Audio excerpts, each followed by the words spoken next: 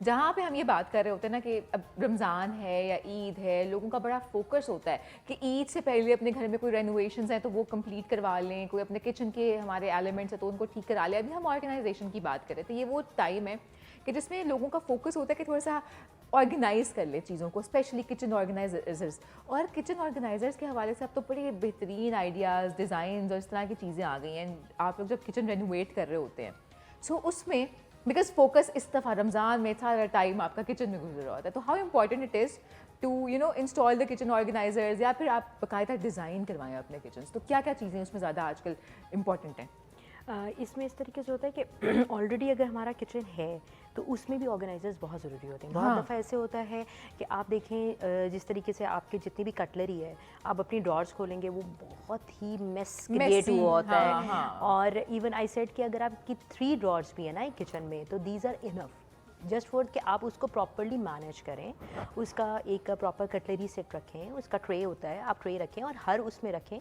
आपके नैपकिन्स का एक प्रॉपर एरिया होता है, सेक्शन होता है। अब तो ऑनलाइन दराज और ऑनलाइन इतनी ज़्यादा मार्केट है, एग्जैक्टली बहुत अच्छे इतनी ऑर्गेनाइजर्स हैं। I don't recommend much for the corner organiser, ठीक है, क्योंकि उसमें आपके बड़े यूटेंसिल्स आ जाते हैं और आप पाइल अप कर लेते हो। बट जो काउंटर ऑर्गेनाइजर्स हैं, ड्रॉर ऑर्गेनाइजर्स हैं और जो आपके पैंट्री ऑर्गेनाइजर्स हैं, दीज आर वेरी इंपॉर्टेंट, क्योंकि पेंट्री ऑर्गेनाइजर जो है ना वो आपके ड्राई राशन के लिए बहुत ज़रूरी होता है। आप ढूंढते रहते हो अपने बॉक्सेस के किधर रखे हुए हैं आपने और वो बॉक्सेस नहीं मिल रहे होते। तो जब आपका वो पेंट्री ऑर्गेनाइजर होता है तो वो बहुत यूज़फुल होता है। वो आपको ईजी टू मैनेज होता है, आपका क्लीनिंग पॉइंट ऑफ व्यू से भी हाइजीन भी सही रहती है और फिर आप इजीली उसको लुक अराउंड भी कर सकते हो कि कौन सी चीज़ किधर रखी। ठीक है, अच्छा, लेकिन ये तो होगी ना ऑर्गेनाइजर्स की बात। एक और बड़ी इंपॉर्टेंट चीज़, जब हम किचन के हवाले से बात कर रहे हैं तो अब तो किचन क्योंकि ओपन किचन है तो किचन का एस्थेटिकली अपीलिंग होना भी बड़ा इंपॉर्टेंट होता है, तो उसके लिए क्या किया जा रहा होता है? अच्छा, इसमें इस तरीके से होता है, मैं किचन की तो नहीं आपको एग्जांपल दे सकती, बट हमने वार्डरोब्स बहुत सारी ऐसी की हैं। लाइक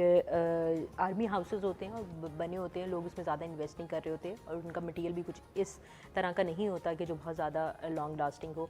नॉर्मल सा मटेरियल होता है क्योंकि उनका एक नॉर्मल बजट होता है जिसमें उन्होंने बनाना होता है। तो हमने उसमें बहुत सारा एक्सपेरिमेंट किया, बहुत सारी वार्डरोब्स में। लाइक एक दफ़ा बच्चों की वार्डरोब थी तो हमने उसमें शीट्स लगा के, उसके ऊपर पेंट करके, शीट्स लगा के, नॉब्स चेंज करके उसकी लुक बहुत अच्छी आ गई। अच्छा। इसी तरीके से एक और वार्डरोब थी जिसको हमने पेंट करके उसकी मोल्डिंग्स यूज़ की, उसके ऊपर फ्रेमिंग यूज़ की है। अच्छा। तो बड़ी ही वो एलीट लुक आ गई। Exactly. मतलब पुरानी चीज़ों को कैसे आपने, वैसे तो ये सारा आपका बड़ा फ़ायदा हो सकता है बिकॉज सारा का बैकग्राउंड जो है वो आर्मी पे बैकग्राउंड है, सो ये तो बड़ी दोस्ती after every 2 years that's a project for me. Exactly, ठीक है कि आपको कि वो पूरा हाँ घर एक डेफिनेटली renovate 1 करना month पड़ा पूरा होता है। लगता है उसको सही करने में घर को।